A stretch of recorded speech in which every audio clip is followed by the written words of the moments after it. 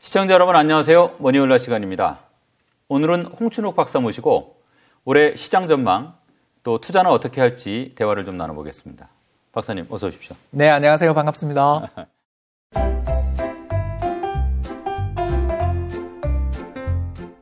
날씨 추운데 고생하셨습니다. 오시느라고.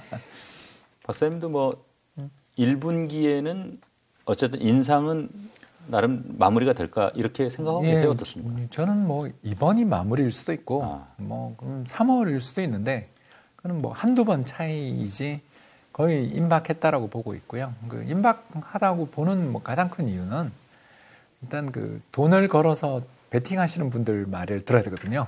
그게 무슨 말이냐면 이럴 거예요, 저럴 거예요라고 이야기를 하지만 거기에 대해서 자기가 책임을 지지 않는 사람들의 전망은 믿을 수가 없어요, 사실은. 그런 경우가 되게 많죠. 그런데 돈을 걸면서 전망을 하는 사람들이 바로 누구냐면 채권 트레이더들이잖아요. 그렇죠. 저도 뭐 은행에 딜링룸에서 이코노미스트 일을 하고 경제 분석가 일을 했기 때문에 그분들은 금리 예측이 틀리면 바로 그냥 짐 싸서 집에 가야 될 수도 있는 분들이거든요. 그런 사람들의 투자나 베팅은 의미가 있는데 그분들이 누구냐라고 물으면 바로 미국의 2년물 국고채에 투자하시는 분들이에요. 2년물 국고채라는 건 만기가 짧기 때문에 이 만기가 짧은 채권의 2년 금리라는 건 뭐냐면 지금부터 2년 동안의 정책 금리를 평균한 거를 거래하는 셈이라고 볼 수 있습니다. 그런데 지금 얼마냐면 4.1, 4.2에서 거래가 되고 있어요. 뭘 뜻하냐면 정책 금리 4.5%고 이번에 4.75 혹은 5%로 인상될 거라는 걸 우리 알지만 채권 시장에 있는 사람들은 2년 평균 금리가 2.1일 거야 라고 베팅하고 있다는 거거든요. 그럼 결국 그건 뭐 의미하냐면 지금 금리 인상은 이루어지지만 이거 얼마 남았어. 그리고 내년에는 2년 평균이니까 2024년에는 아마 정책금리 3%일 거야. 라고 해야 지금 4% 초반에 2% 금리가 나오는 거잖아요. 결국 시장의 트레이더들, 돈을 걸고 베팅하는 사람들은 연준이 계속 금리를 인상하겠다고 이야기하지만 저 지금 멀지 않았고 금방 끝날 거야.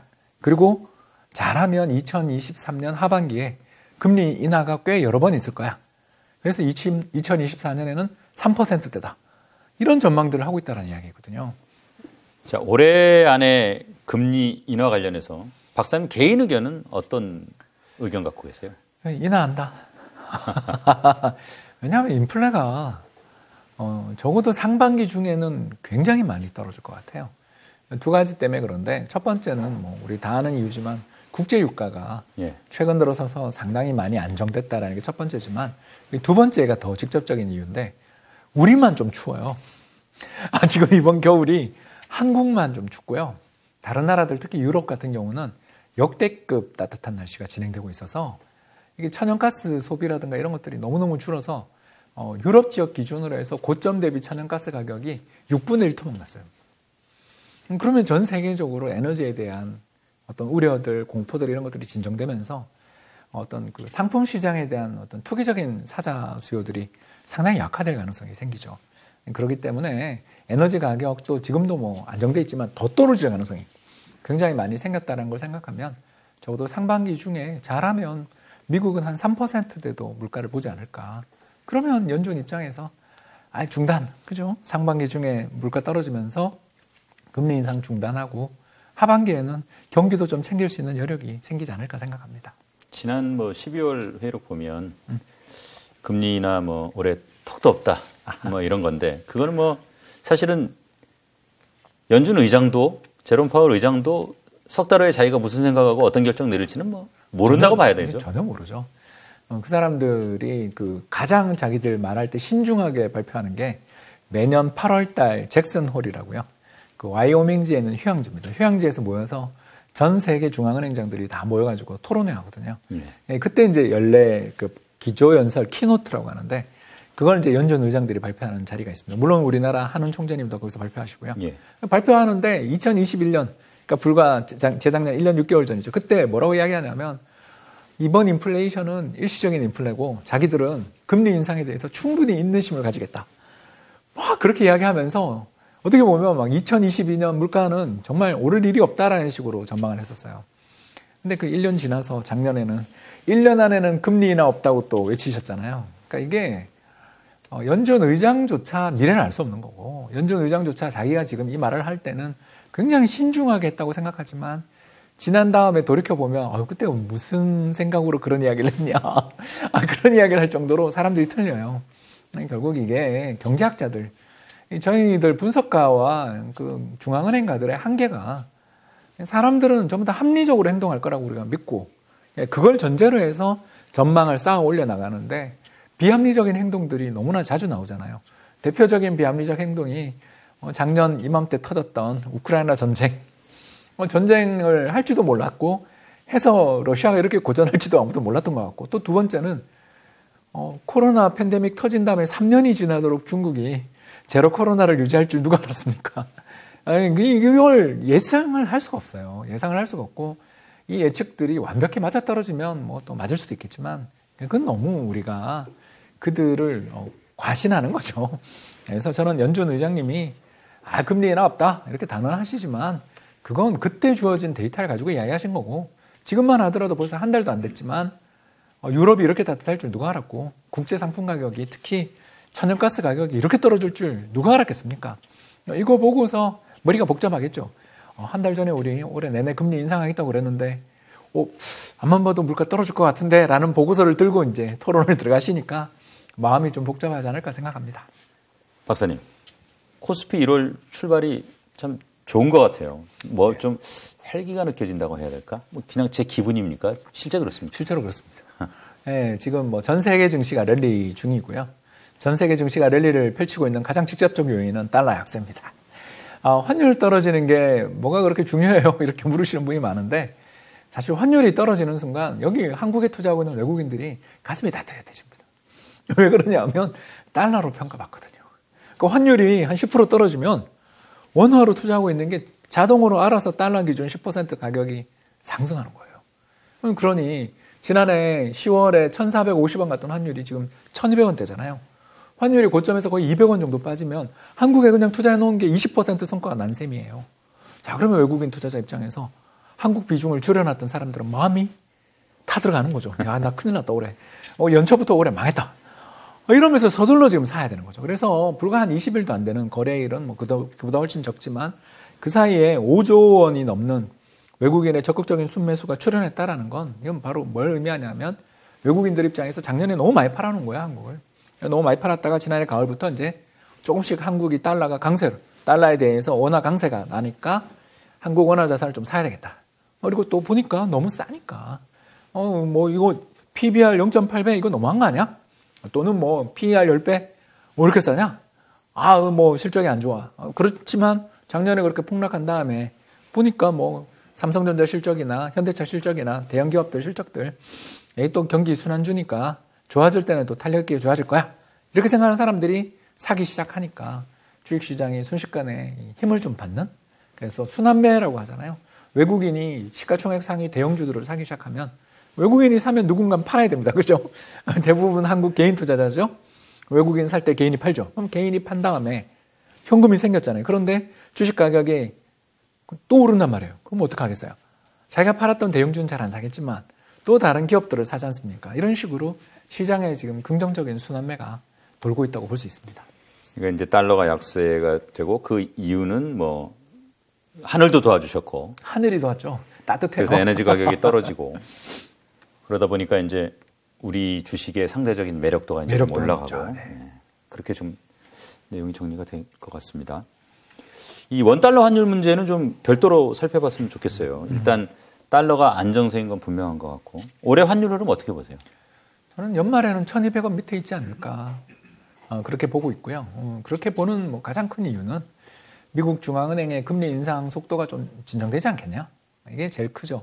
그러니까 다른 나라 대비해서 미국이 엄청나게 작년에 달러 강세가 출현하고, 예. 우리 달러에 대한 원화 환율이 1,450원까지 갔던 가장 큰 이유는 미국의 금리 인상이 너무 공격적이었다.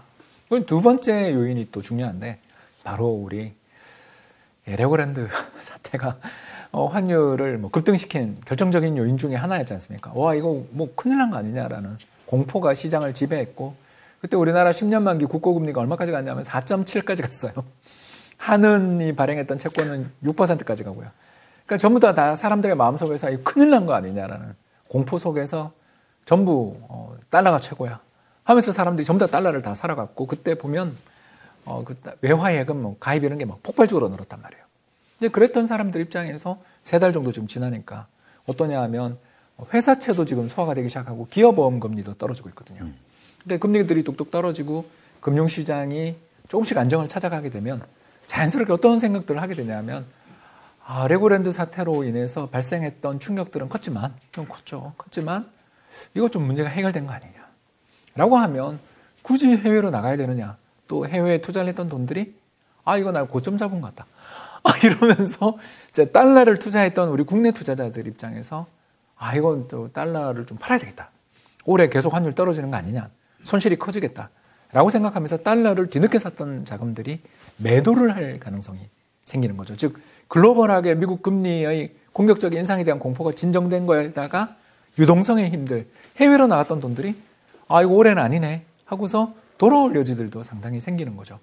거기에 이제 우리가 또 기대를 하나 더 걸어보는 게, 우리나라 작년에 무역 적자가 크게 났던 게 결국 고유가 때문에 무역 적자가 났던 나라니까, 반대로 올해 유가가 만일 80불대에서 이렇게 안정되고 70달러대에서 안정되고 천연가스 가격이 이 정도 레벨로 안정된다면 우리나라 또 무역 흑자로 전환하거든요.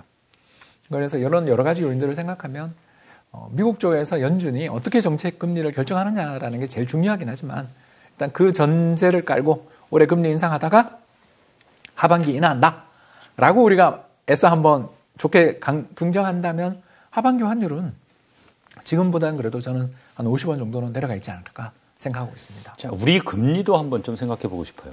이 성질 급한 분들은 벌써 뭐 하반기 한국은행이 기준금리 내릴 거다, 네. 이런 뭐 어떻게 보면 좀 성급한 기대까지 나오는데, 아무래도 뭐 금리가 하향 내지는 보합으로 안정화되는 건 맞나요? 어떻게 네, 저도 뭐 비슷한 전망을 갖고 있는 편이고요.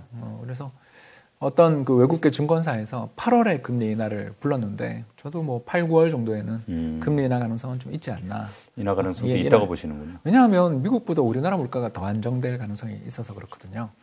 이유는 두 가지인데, 뭐 첫 번째는 우리 요새 난방비가 너무 많이 올랐는데, 천연가스 가격이 제가 작년 고점 대비 6분의 1 토막 났다 그랬으니까, 예. 이제 이게 작년에 적자 때문에 결국 할 수 없이 올렸던 거니까, 반대로 이제 지금 천연가스 가격 떨어진 것이 인도 분들이 오고 할 때는 점점 내려갈 가능성이 상당히 생긴다. 이게 이제 첫 번째 이유가 되겠고요. 두 번째 이유는 환율이 떨어진 거죠. 우리나라 환율이 한 100원 오르면 물가가 1% 정도 오릅니다. 그만큼 영향을 많이 받죠. 왜 그러냐면 우리가 필수 소비재들을 많이 수입했으니까. 해외에서 수입했으니까. 근데 이제 환율이 100원 떨어지면 천천히 떨어지긴 한데, 오를 때는 빨리 오르는데 내려갈 때는 천천히 내려가긴 하지만 그래도 또 1%는 내려간다고 봐야 되지 않겠습니까? 그러니까 1년을 두고 보면. 작년 대비해서 우리나라 환율이 벌써 200원 정도 좀 내려가 있는 상태니까, 이런 점들이 하반기에는 저는 상당히 우리나라 물가가 잘하면 한 2%대도 보지 않겠는가. 그런 것들을 우리가 감안을 해보면, 적어도 뭐 한국은행이 우리나라 수출도 지금 되게 안 좋은 상황에서 2020년 4분기 성장률도 마이너스인데 정책금리 3.5%에서 더 이상 인상하기는 되게 어려워진 거 아닌가. 그리고 빠르면 올해 3분기에는 우리나라가 다른 주요국 중앙은행들의 눈치를 보겠지만 금리를 인하할 가능성들이 상당히 높아졌다, 이렇게 보고 있습니다. 지금 증시 PBR은 지금 어떻게 보고 계세요? PBR 0.9배 정도 나오는데, 이게 이제 유동적이죠. 왜 유동적이냐 하면, 이게 포워드. 이게 무슨 말이냐면, 올해 기업들의 이익에서 배당하고 남은 걸 주당 순자산 가치로 이렇게 남겨둘 거 아닙니까? 그죠? 네. 그렇기 때문에 우리나라가 BPS가 9%씩 올라가거든요. 주당 순자산 가치가 매년 한 9%씩 늘어나는 거죠. 그래서 작년 연말에 기말 기준에서 우리나라 PBR이 몇 배예요? 물으면 0.9배 넘었죠. 그런데 그게 아니라 올해 연말에, 작년 데이터는 이미 지난 데이터니까 올해 연말 정도를, 올해 한 해를 놓고서 PBR을 계산해보면 얼마 정도 나와요? 그러면 한 0.8에서 0.9배 사이인 거죠. 굉장히 싼 거죠. 우리나라 역사적인 평균 PBR이 1.1배 정도인데 0.9 정도라고 우리가 하면 20% 정도 싼 거고요. 만약 올해 연말에 정말 저희 예상대로 그 주당 순자산 가치가 한 9% 비율로 올라가서 0.9배도 밑에 다라고 한다면 더 싼 거죠. 그래서 종합주가지수 2,400포인트대에서는 사실 주가가 비싸다고 말하기는 너무 어렵다. PBR 기준으로는 0.9배, 그리고 또 포워드 기준으로는 그 밑에일 수도 있는 굉장히 싼 레벨에서 주가가 이제 막 반등한 정도에 불과하다라고 볼 수 있죠. 지금 역사적으로 평균 PBR이 1.1이면 네네. 그게 지금 지수로 따지면 종합주가지수가 얼마 정도 되나? 그러니까 작년에 기록했던 이익을 가지고 계산을 해보면 한 2,600, 700 정도 포인트가 되는 거고요. 또 올해 벌어들일 이익을 거기다 가산을 하면 2,900, 800 이상도 나오게 그렇습니다. 그래서 어떤 걸 가지고 계산하느냐가 뭐 사람마다 서로 다르긴 한데 일단 내년에 올해 좀 기업 이익들이 적자는 안 나지 않겠냐? 그러면 주당 순자산 가치가 쌓이지 않겠냐라고 우리가 가정해서 계산을 해보면 지금 현재 한 2,400포인트대에 있는 주가는 0.9배 밑에 있다. 상당히 싸다. 1배가 아까 말씀드린 것처럼 2,600, 700 이상에서 결정된다고 보면 지금 뭐 0.9배 밑에라고도 볼 수 있는 그 정도 레벨입니다. 아무튼 너무 싸니까 이제 사람들이 한국은 원래 싸다 이렇게 이야기하시는 분들도 많고 그 말도 맞고 그렇긴 한데 또 싼 데는 이유가 있죠. 어떤 이유가 있냐면 결국 배당을 안 하니까 순자산 가치가 쌓인 거잖아요. 기업들이 주주들한테 보상은 안 하고 움켜만 쥐고 있으니까 이렇게 PBR이 낮고 그런 건데 이제 주주 중시 경영 특히 우리나라에서 가장 PBR이 싼 기업들을 제가 리스트를 하나 이야기하면 은행이에요. 은행들이 순자산 가치가 1조면 주가가 얼마 정도 시가총액이 얼마 정도에 거래되냐면 여러분 놀라지 마십시오. 4천억 정도에 거래됩니다. 깔고 있는 자산이 1조인데 주식시장의 시가총액이 4천억밖에 안 되는 게 우리나라 은행주예요. 왜 그럴까요? 정부가 배당 못하게 막을 때가 종종 있죠. 그러니까 주주 입장에서는 배당금 많이 줄 줄 알고서 은행주를 사놨는데 갑자기 지금 경제 상황이 이렇게 어려운데 무슨 배당이냐. 이 한마디 하는 순간 은행이 배당을 못하거든요. 그러면 그때의 실망감이 너무너무 크고 이게 우리나라 역대 계속 한 20년 동안 계속 반복됐단 말이에요. 그래서 은행들에 대한 주식 투자자들이 실망해서 지쳐버렸죠. 그래서 심지어 지난 2020년에는 모은행 같은 경우는 0.2배까지 가는 걸 봤거든요. 그러니까 1조 원인데 시가총액이 2천억에서 거래되는 은행도 있었어요. 청산해야 되겠네요. 청산해서 주주한테 나눠주면 주주 5배 이익 나는 거죠. 참 그렇습니다. 자, 지금 싸다. 이 싼 상황에서 박사님 뭐 어떤 섹터의 주식들 좋게 보고 계세요?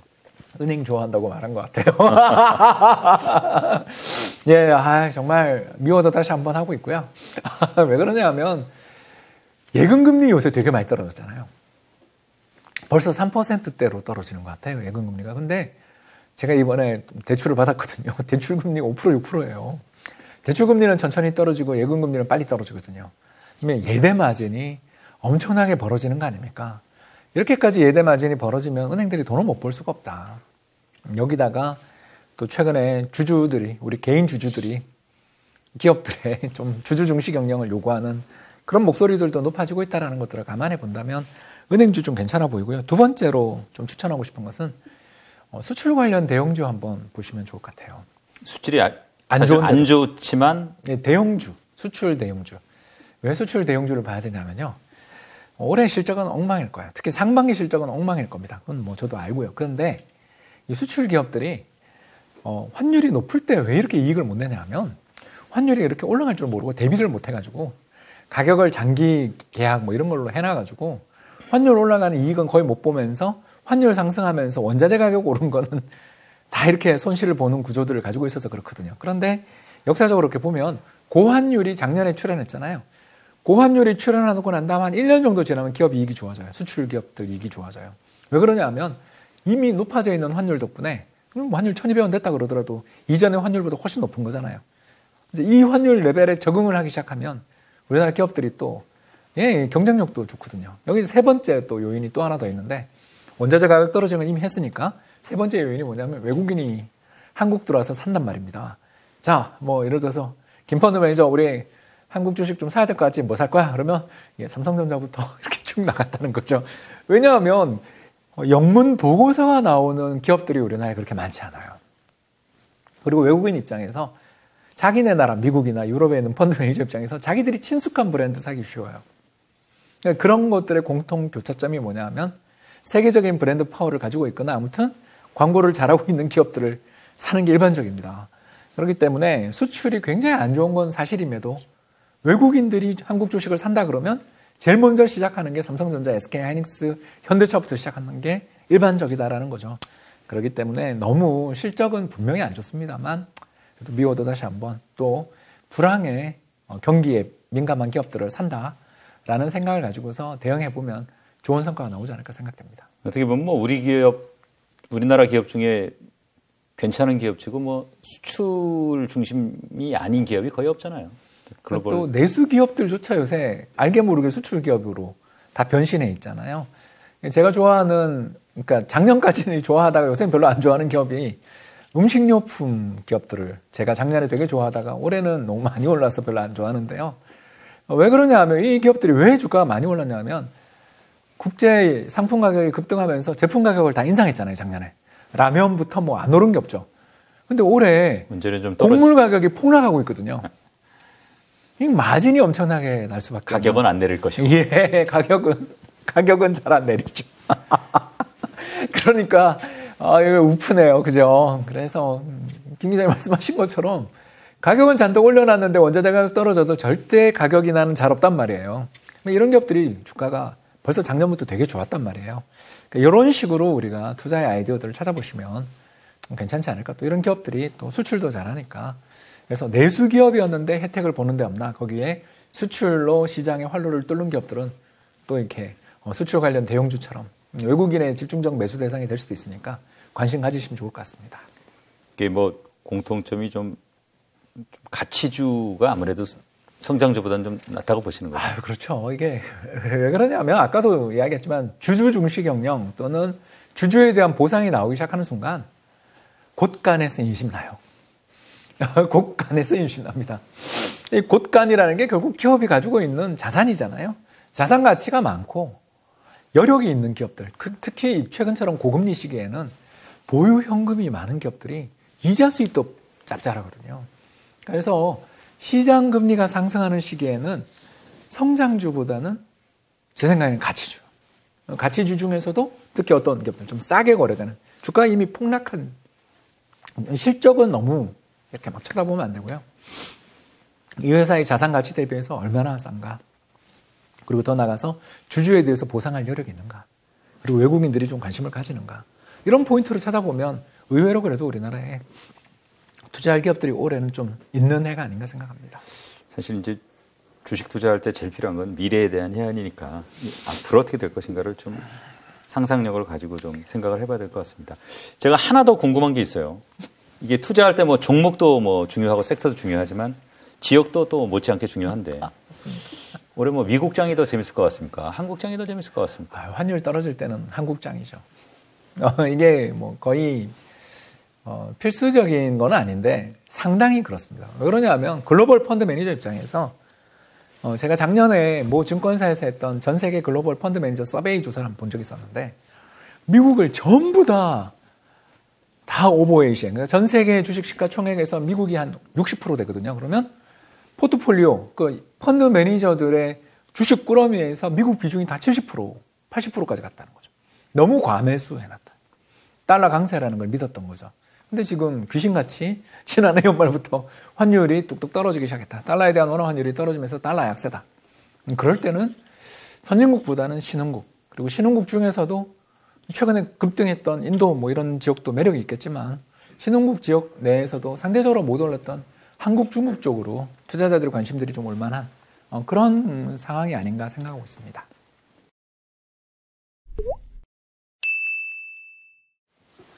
이부에서는 뭐 채권 좀 보겠습니다. 채권 뭐 박사님 지난번 뭐 출연하셨을 때 자, 채권 사라 하셨는데 지금 일단은 장기 채권 금리 동향부터 좀 한번 볼까요? 예, 10년물 채권을 장기채 대표라고 보는데요. 그러니까 10년물이라는 게 뭘 의미하냐면 지금 발행해서 10년 뒤에 원금을 상환하는 채권이 10년물 채권입니다. 그래서 2023년 발행했으니까 33년에 원금을 돌려주는. 물론 그 사이에 이자를 계속 줍니다. 쿠폰이라고 부르죠. 이자를 계속 지급하는 채권인데 이게 작년 10월에 금리가 얼마였냐면 놀라지 마십시오. 4.7이었습니다. 그때 레고랜드 사태. 잊을 수 없는 아마 우리나라 경제사의 교과서에 실릴 사건이 아닌가. 저는 그렇게 생각하고요. 근데 이게 서울세고 돌아왔더니 얼마까지 떨어졌냐면 3.2%까지 떨어졌습니다. 거의 1.5%. 1.5% 정도 떨어졌습니다. 1.5% 정도 이 금리가 떨어지게 되면 이런 10년 만기 채권의 가격은 보통 10% 정도 가격이 오르게 됩니다. 실제로 우리나라에 상장되어 있는 10년물 국고 선물이라는 ETF 상품이 있습니다. 이런 채권을 살 때는 ETF 투자가 제일 유망한데요. 실제로 이렇게 수익률을 봤더니 지난 3달 동안 수익률이 한 9% 나와 있는 걸로 나오더라고요. 이런 것처럼 우리 금융시장에서 채권이 최근에 금리가 엄청나게 많이 빠졌고 특히 채권의 작년 10월이나 그때쯤 최고 저점에 사지는 못하더라도 지난해 한 10월이나 9월 정도에 채권을 잡으셨던 분들은 지금 벌써 한 10% 이상의 수익을 기대해 볼 수 있고 또 이런 채권들은 배당도 주잖아요. 이자를 주기 때문에 그런 것까지 감안하면 올해 수익은 상당히 더 날 수도 있는 그런 여건이라고 볼 수 있습니다. 지금 잠깐 말씀하셨지만 채권이야 이제 금리가 떨어지면 당연히 가격은 올라가는 거니까. 그렇습니다. 얼마나 올랐어요, 지금? 실제로? 실제로 한 10% 정도 올랐다라고 보시면 되겠고요. 구체적인 상품 같은 거를 좀 보여주시면. 그럴까요? 예, 그림을 보시면 코덱스 국채 선물 10년이라는 상품을 제가 하나 가져왔는데 이게 거래량이 많아서 가져왔습니다. 예, 거래량 보면 10,000주가 벌써 넘었네요. 이런 거래 대금도 상당히 큰 편의 상품인데요. 이런 국채 선물 보면 작년에 10월 21일이 바닥이었어요. 그때 얼마였냐면 57,000원. 57,000원까지 빠졌던 그 가격이 최근에 지금 가격을 보니까 65,000원 정도. 그러니까 바닥에서 계산을 하면 거의 한 15% 이상 더 오른 그런 상황이라고 볼 수가 있는 거죠. 왜 이렇게까지 가격이 올랐냐 하면 별로 이유가 간단합니다. 자, 볼겠습니다. 이 가정에 불과합니다, 여러분. 작년 이맘때 발행됐던 국고채가 있었어요. 국고채가 5%에 발행이 됐습니다. 10년짜리 채권입니다. 자, 이거 쉽죠? 5%가 발행돼 지금 얼마죠? 3%에 발행된다라고 제가 아까 이야기했죠. 지금 현재 시장 금리가 3.2%니까 새로 발행하는 채권 금리가 3%라는 이야기입니다. 자, 그러면 작년에 발행됐던 10년짜리 5%짜리 채권은 지금은 5%짜리 9년 채권이 됐죠. 1년 지났으니까. 자, 여러분, 지금 시장에서 새로 발행된 10년짜리 3% 채권을 사시겠어요? 아니면 작년에 발행된 만기 9년 남은 5%짜리 채권을 사시겠어요? 여러분, 당연한 이야기죠. 5%짜리를 사는 게 훨씬 이익이죠. 이자를 갖다가 5%를 지급해 주는 거 이제 구경하기 어려우니까. 그럼 어떻게 되겠어요? 작년에 발행된 채권의 가격이 시장에서 인기가 올라가니까 가격이 상승했고 그게 아까 계산해서 대충 보니까 거의 한 20% 가까이 오르는 거죠. 그러니까 이런 관계들을 직설적으로 생각해 보면 작년에 발행된 고금리 채권들의 가격이 올라간 게 방금 제가 보여드렸던 코덱스 10년 국채 선물이라는 상품의 가격 상승으로 반영돼 있다고 볼 수 있는 거죠. 시장은 다 수요와 공급에 따라서 움직이는 거고요. 그러니까 과거에 발행된 고금리 채권의 인기가 하늘 높은 줄 모르고 올라가고 있는 중이다. 이렇게 볼 수 있습니다. 그게 이제 금리 인하기에 채권이 재미가 좋은 이유인데. 좋죠. 채권 정말 좋습니다. 이럴 때. 자, 그럼 지금 이제 10년도 말씀하셨는데 어떤 채권들을 지금 사야 됩니까? 장기채. 바로 뭐냐 하면 여러분 잘 생각해 보세요. 자, 작년에 발행된 채권은 1년 지나서도 9년이죠. 9년 동안 계속 5% 이자를 받아요. 그러니까 이자를 받을 수 있는 기간이 되게 많죠. 그러니까 과거에 발행됐던 채권들 중에서 아직도 만기가 많이 남은 채권들이 시장에서 가장 인기가 좋을 수밖에 없습니다. 그럼 제일 인기 좋은 게 뭘까요? 작년에 발행된 30년짜리 채권이겠죠. 그렇지 않습니까? 작년에 발행된 30년짜리 채권은 4.5%, 4.6%에 발행됐거든요. 29년 동안. 29년 동안 그 금리를 받을 수 있는 거죠. 자, 그래서 금리의 하락기에는 어떤 채권을 사라? 자, 벌써 나왔습니다. 첫 번째, 장기채. 뭐냐? 만기가 많이 남은 채권을 사세요. 그리고 이제 두 번째. 자, 시장 금리가 뚝뚝 떨어지기 시작했고, 실제로 10년 만기 국고채 금리가 3.2까지 갔습니다. 자, 김 기자님. 와, 이거 작년에 샀으면 좋았을 텐데, 우리 생각하잖아요. 그런데 옆을 눈을 살짝 돌려보니까, 아직 4.2% 금리를 주는 채권이 있어요. 뭐죠? 예, AA 등급 회사채가 있어요. 자, 이 금리가 꽤 높죠. 우리나라 정부가 발행한 10년짜리 국고채는 3.2%인데 기업이 발행한 채권은 4.2%예요. 그런데 채권을 좀 살펴봤더니 AA 등급이면 AAA는 아니지만 상당히 신용도가 좋은 채권이잖아요. 이거 어떻게 될까요? 고민하신 분이 굉장히 많으실 거예요. 작년에 4%짜리 채권을 놓쳤으니까. 그런데 지금도 4%짜리 이자를 주는 채권이 있다면 이 채권에 대해서 관심을 가지는 건 너무나 당연한 일이겠죠.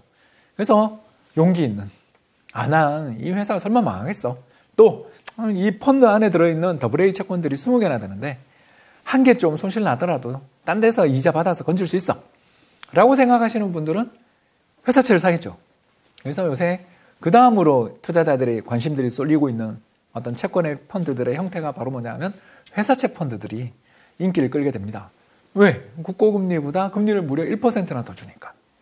예전에 이렇게까지 금리를 잘 주지 않았는데 작년 레고랜드 사태 이후에 투자자들이 너무너무 그때 놀랐잖아요. 놀라서 어떤 기업이 망할 수 있다라는 살생부도 돌아다니고 그러면서 회사채 시장이 싸늘하게 얼어붙었기 때문에 이런 금리들이 경차가 유지되고 있다고 볼 수 있죠. 그렇기 때문에 시장에서 첫 번째는 장기채를 사세요. 두 번째는 장기채 금리도 마음에 안 드신다면, 너무 많이 떨어졌다고 생각되면 회사채도 한번 관심을 가져보면 좋을 것 같다. 이렇게 말씀드릴 수 있습니다. 이 채권도 좀 지역 한번, 미국 국채가 좀 상대적으로 좋아 보입니까? 한국 국채가 좋아 보입니까? 지금은 한국 국채죠. 역시 같은 이유입니까? 주식? 예, 같은 이유죠. 왜냐하면 환율이 좀 떨어지는 상황일 때는 우리나라 물가가 더 빨리 떨어지게 돼 있다. 그러니까 간단하게 생각해 보십시오. 미국은 물가가 9%였다가 지금 7%고요. 우리는 7%였다가 5%잖아요. 둘 다 2% 떨어졌어요. 고점에서. 그렇게 뚝뚝 떨어지고 있는 중인데 우리나라 물가가 저는 더 빨리 떨어질 가능성이 높다는 거죠. 왜? 달러에 대한 원화 환율이 3달 만에 200원 떨어졌어요. 그러면 수입 물가도 떨어질 가능성이 높고 한국은행 입장에서도 다른 나라보다 물가가 더 빨리 떨어지면 금리를 인하해줄 명분이 있지 않습니까? 그리고 또 달러에 투자를 하게 되면 아무래도 환손실이 생길 수도 있죠. 이런 요인으로 인해서 굳이 국채에 투자를 서로 하겠다라면 국채에 똑같이 투자를 한다면 저는 한국 국채가 지금은 좀 더 매력 있다라고 보는 쪽입니다. 저희 채권 얘기가 나왔으니까 이왕 과거에 보면 이제 경기가 회복되기 직전에 하이힐드 채권을 사면 이게 이제 올라가기 시작하면은 이게 주식 못지않게 정말 진폭이 크더라고요, 보니까. 지금 하이힐드 채권 투자는 어떻게 생각하십니까? 저도 사고 있습니다. 왜냐하면 환율은 떨어지는데 그 이상의 가격 상승으로 보상할 만한 채권들을 찾아야 되잖아요. 그렇게 생각했을 때 가장 마음 편한 채권이 지금은 하이힐드 채권입니다. 하이힐드 채권이란 고수익 채권을 뜻하는데요. 고수익이 나려면 어떻게 해야 되겠습니까? 이자를 많이 줘야 고수익 채권이겠죠. 그래서 이 채권의 지금 이자율이 얼마인지 하면 5.11%입니다. 이게 이상하죠. 우리나라 회사채도 4.2%인데 미국의 이 채권 금리는 어떻게 5.1%입니까? 라고 놀라실 텐데요. 바로 이유는 투기 등급이기 때문입니다. 트리플 B 등급 이하의 채권들을 투기 등급 또는 투자 부적격 등급이라고 부르는데요. 이 채권 등급에 포함되어 있는 회사를 제가 하나 읽어드리자면 테슬라랑 포드 자동차가 여기 들어갑니다. 지금? 지금. 더 올라가겠죠. 그렇지만 이런 회사들이 포함되어 있다는 걸 뭘 의미하냐면 미국의 정크본드, 미국의 투기 등급이라고 표현되는 회사들은 사실 좀 너무 박하게 평가받은 거죠. 즉 미국의 신용 등급이 한국의 신용 등급 평가보다 더 엄격하달까 잣대가 높은 거죠. 그래서 실제로 우리나라 현대차라든가 과거 우리나라 자동차 회사들이 미국 시장에서 예전에 평가받고 그럴 때는 물론 옛날 이야기입니다만 트리플 B 등급 받았거든요. 우리나라는 지금 트리플 A인데 이런 것처럼 미국의 투기 등급 회사 차려고 해서 꼭 그게 부실하다는 뜻이 아니라 고금리 채권이고 투기 분명히 부도 위험은 있지만 한국의 회사채보다 월등하게 부도 위험이 높다라고 말하기는 어려운 상황이거든요. 그렇다면 고금리이고 잘 분산되어 있는 채권이고 특히 우리나라 회사채에 비해서 미국 회사채는 만기가 길어요. 보통 15년에서 30년입니다. 자, 이거 상당히 아까 이야기했던 투자 전략이랑 부합하죠. 지금 금리가 떨어지는 시기에는 장기채, 그 다음은 회사채를 사라 그랬죠. 그러니까 장기채이면서 회사채가 미국의 하이힐드 펀드, 고수익 채권 시장입니다. 그래서 제가 오늘 가져왔던 상품은 HYG라는 미국의 아주 엄청나게 큰 상장되어 있는 펀드인데요. 이 상장되어 있는 이 회사의 그 배당 수익률이 5.1%, 그러니까 이자를 주는 거죠. 그대로 줄 뿐만 아니라 이 회사의 또 과거의 역사적인 배당의 증가가 11% 정도에 달할 정도로 이자를 잘 주는 거죠. 이자를 잘 주는 그런 채권이라고 볼 수 있습니다. 그래서 모든 자산을 여기다 베팅해라 이거는 너무 위험한 것 같고요. 분명히 미국의 트리플 B 등급 이하의 채권들은 뭔가 결격 사유가 있으니까 여기 들어가 있거든요. 그러니까 사업이 좀 너무 위험한 사업을 하고 있다든가 재무 구조가 조금 아슬아슬한 면이 있다거나 이러기 때문에 여기 들어있는 거니까 모든 자산을 여기다 투자하라는 뜻이 아니라 여러 가지 채권을 투자하는 과정에서 좀 더 금리가 높은 더 수익률이 좋은 채권을 찾고 있습니다. 또 앞으로 경기가 이렇게까지 금리가 높아졌다가 떨어질 때는 경기가 좋아지니까 기업의 부도가 빈발하진 않을 거예요 라고 생각하시는 분들은 이런 투자 상품을 고민해 보는 것도 좋을 것 같습니다. 그러면 이제 정크본드라고 하잖아요. 근데 실제로 역사적으로 보면 이 하이힐드 채권이 실제로 회사가 망해서 뭐 휴지 조각이 되는 경우가 빈번합니까? 아니, 뭐 그렇지는 않습니다. 20년 동안의 이런 더블B 등급의 회사채의 과거의 데이터입니다만 역사적인 부도 위험이라는 거가 뭐 거의 한 20분의 1도 안 나오죠. 20분의 1도 안 나오니까 이 회사들이 이제 이 회사에 우리가 투자를 하게 될 때 가산금리라는 걸 많이 받는 이유가 바로 이것 때문인 거죠. 20년에 한두 기업 정도가 부도가 날 정도의 위험을 갖고 있으니까 이건 뭐 부도 위험이 없는 건 아닌데 다양한 기업의 분산에서 더 높은 금리를 받으면 피해를 최소화할 수 있고 또 그 부도가 나더라도요. 모든 돈을 떼이는 게 아니라는 거 여러분 잘 아시죠? 부실채권으로 생각하면서 또 어느 정도의 원금을 건지기 때문에 그 손실 규모는 실제로 보면 역사적으로 이런 채권에 투자를 했을 때 한 2% 정도라고 보통 이야기를 합니다. 2% 정도의 부실 위험은 있는데 금리가 5%니까 사실 그게 2%가 실현된다고 하는 아주 안 좋은 가정을 하더라도 여기 금리 3%는 마진이 있는 거죠. 그리고 옛날 엔론 쇼크라고 여러분 들어보셨는지 모르겠습니다. 엔론 쇼크라고요. 미국의 거대 에너지 기업이었던 엔론이 그때 옛날 트리플 A였는데 부도 났거든요. 이제 그런 일들이 벌어진 다음부터 전 세계 이 신용평가 회사들이 아주 엄격하게 신용평가를 하려고 노력을 하고 그 뒤에 또 2008년 글로벌 금융위기 때도 혼나고 그래서 옛날보다 훨씬 신용평가가 엄격해져 있다는 걸 감안하면 과거의 역사적인 디폴트율, 그러니까 20개 기업 중에 1개 정도가 20년 동안에 부도 난다라고 제가 이야기했었던 거는 이번에는 점점 줄어들 여지도 있지 않나라고 생각합니다. 또 하나 이 하이힐드 채권 투자할 때 뭐 부수입이라고 할까요? 사실 원달러 환율이 역사적으로 보면 늘 긍정적인 기여를 해왔어요. 이 하이힐드 채권이 재밌을 때. 그러니까 그것도 하나의 또 이 하이힐드 채권 투자할 때 좀 유리한 점 아닐까 싶은데 어떻습니까? 그렇습니다. 이게 하이힐드 채권이 우리나라 투자자들한테 저는 되게 적합하다고 생각하는 이유가 바로 지금 방금 말씀하신 데서 나오는데 하이힐드 채권이 인기가 없을 때가 있어요. 언제가 인기 없냐면 불황이잖아요. 그렇지 않습니까? 왜냐하면 부도 공포가 높아지니까. 그때 환율이 우리는 뜨잖아요. 여러분 이해되시죠? 지금 뭐 이 구조를 아시겠죠? 그래서 경기가 나쁠 때는 환차익이 생기고요. 지금처럼 경기가 좋을 때는 고금리 수익을 누릴 수가 있는 거죠. 그래서 이 우리나라 국내 투자자 입장에서 하이힐드 펀드에 투자를 하게 되면 불황에는 환차익 그리고 호황에는 금리 차익을 누리는 그러니까 수익률이 굉장히 안정적으로 움직이게 됩니다. 그래서 우리나라 국내 투자자들은 이런 하이힐드 채권 같은 스타일의 펀드들에 대해서 좀 관심을 많이 가져보시는 게 좋고요.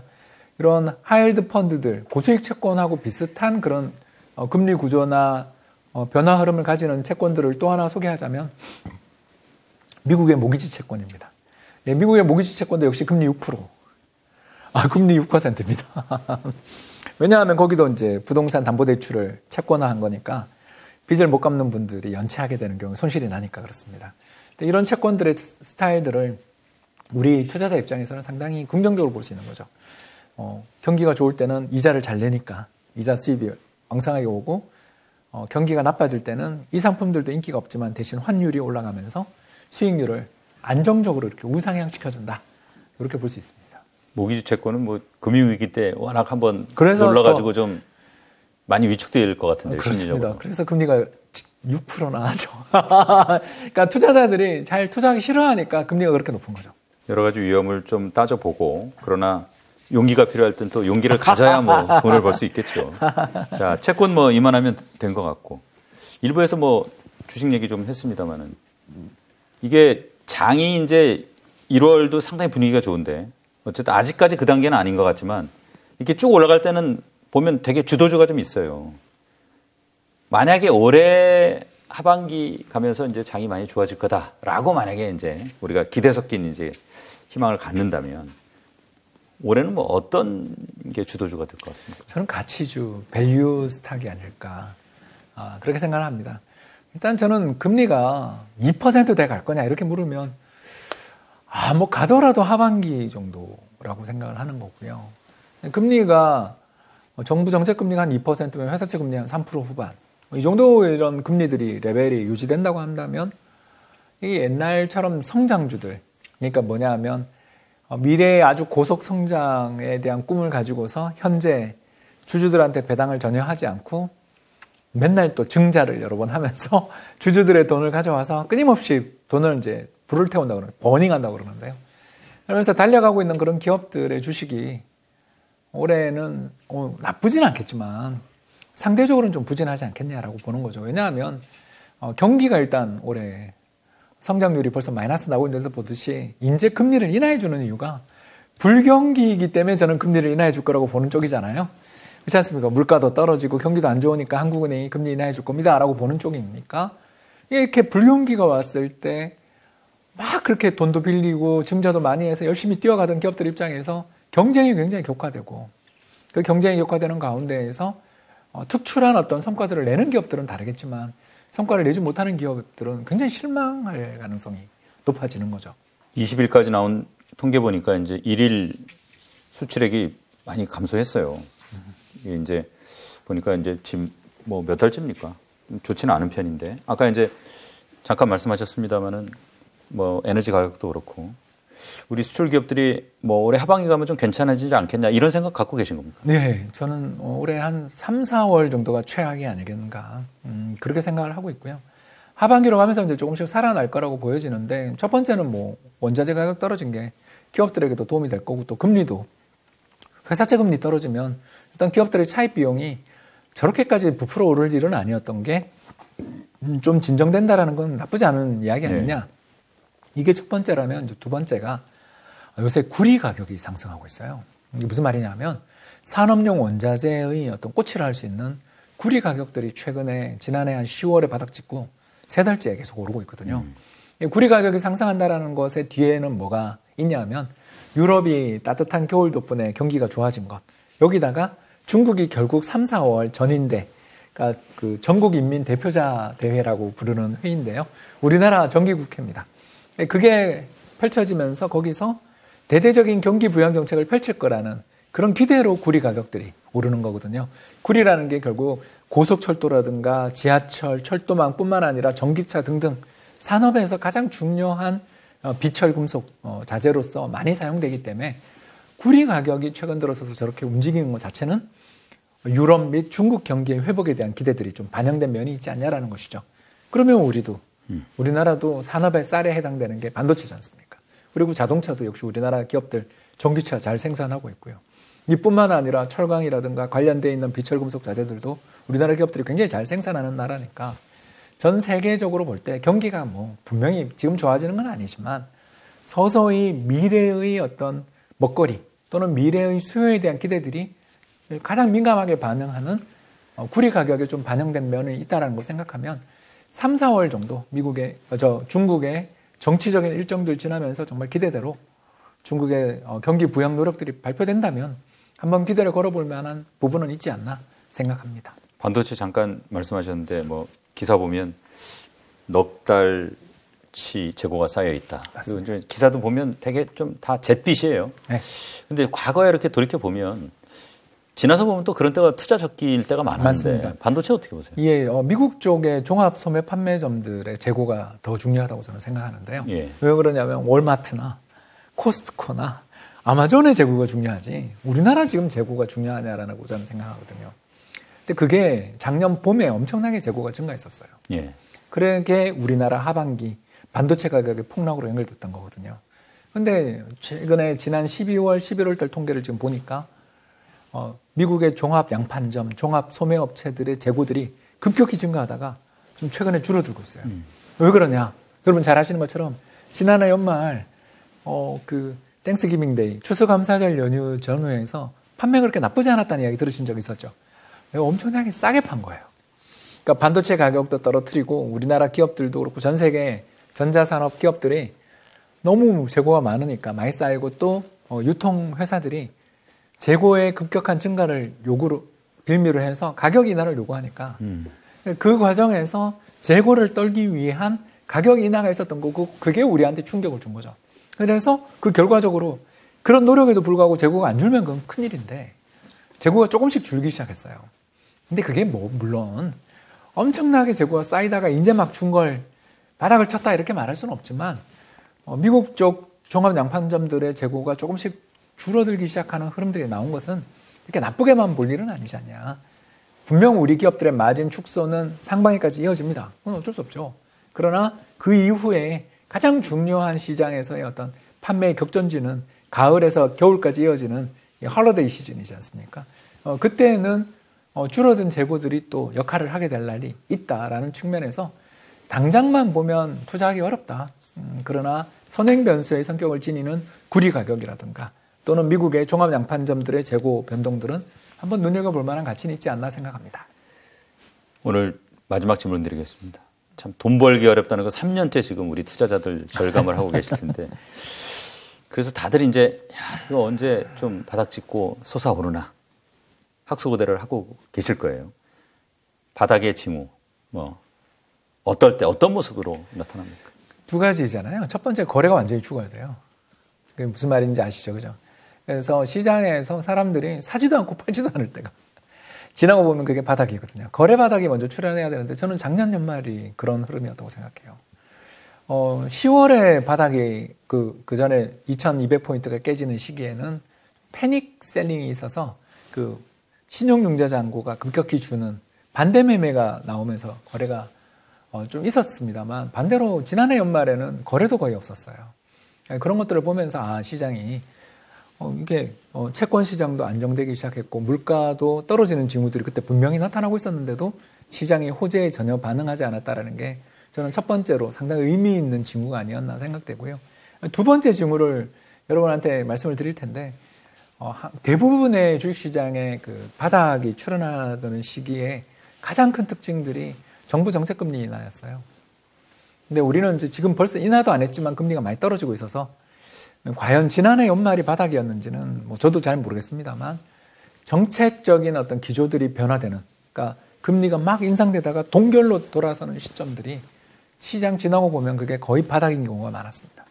그런 면에서 저는 우리나라 시장은 지난해 연말이 아니었겠나.